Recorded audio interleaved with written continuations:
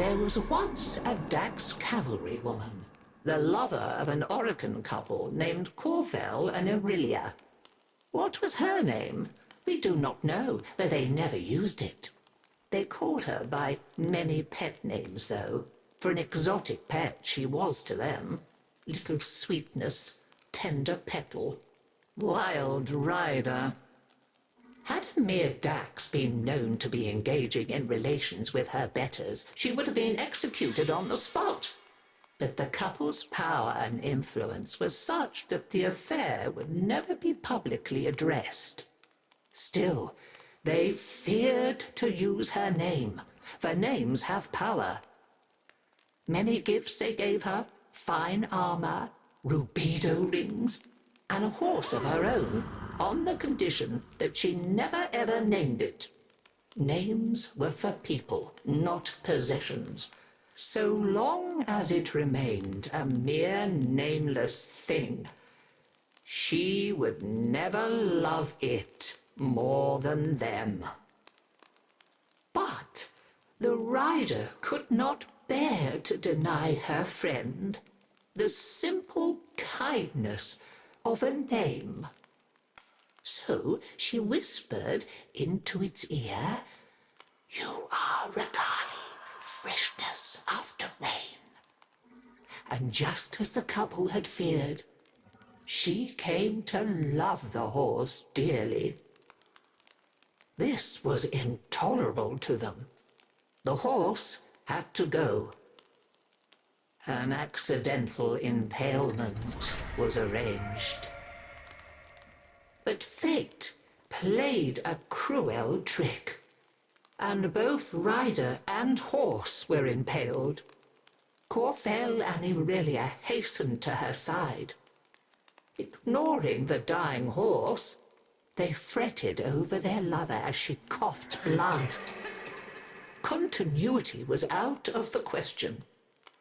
In desperation, they turned to a certain expert and pleaded with him to let her live forever.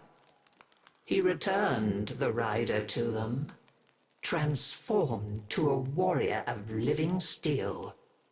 Her sweet and pretty face looked upon them with a smile that would never fade. For all their talk of forever, they wearied of her immediately.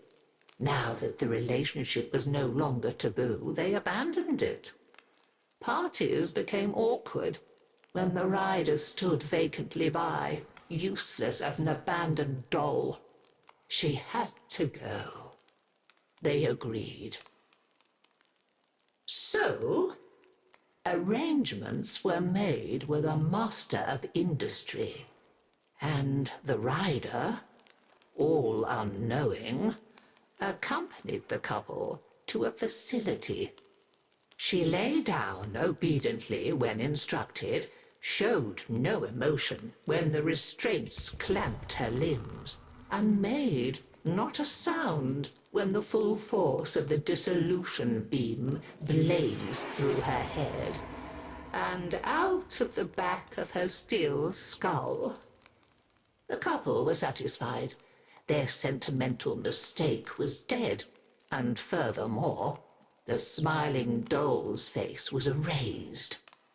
Now they could erase it from their memory. I doubt I need to tell you what faceless thing clambered jerkily from the facility's waste disposal heap in the still of a Nabarus night. How she sought for her Dax Nakana and found only the overseer's whip-blade. Confused, vacant, she wandered. Why was she alone?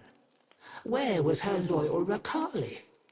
She reached deep into despair and memory, and summoned up a ghost horse to run alongside her on the night winds.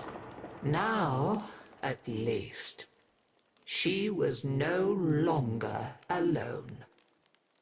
She groped for other memories, came up with hands overflowing with betrayal. When the morning sun rose on Corfell and Aurelia, they were faceless too, and quite still.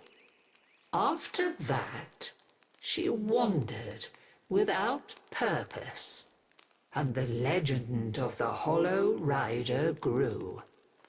And so we come to my part in her story. You must understand, dear, that it is terribly bad luck to be out on Nabarus with no gift to give a reveller. And yet, that was my plight as I stood, my old bones aching, before the dreadful figure on the road many years ago.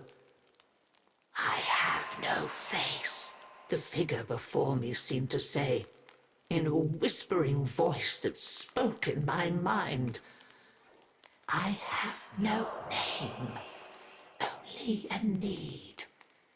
And you come before me, empty-handed, this Nabarus night."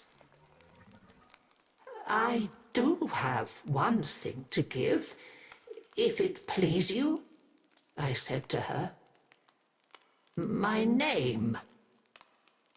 When you ride away, you shall be Dagath, and I shall be only grandmother.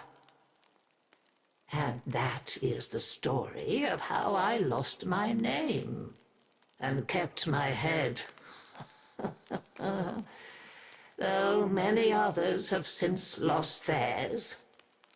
For with her name came a new purpose. Dagath, you see, means the mirror that accuses.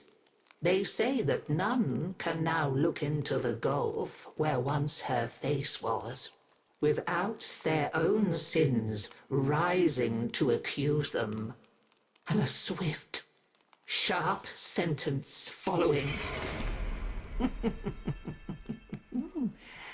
A happy Nabarus to you all.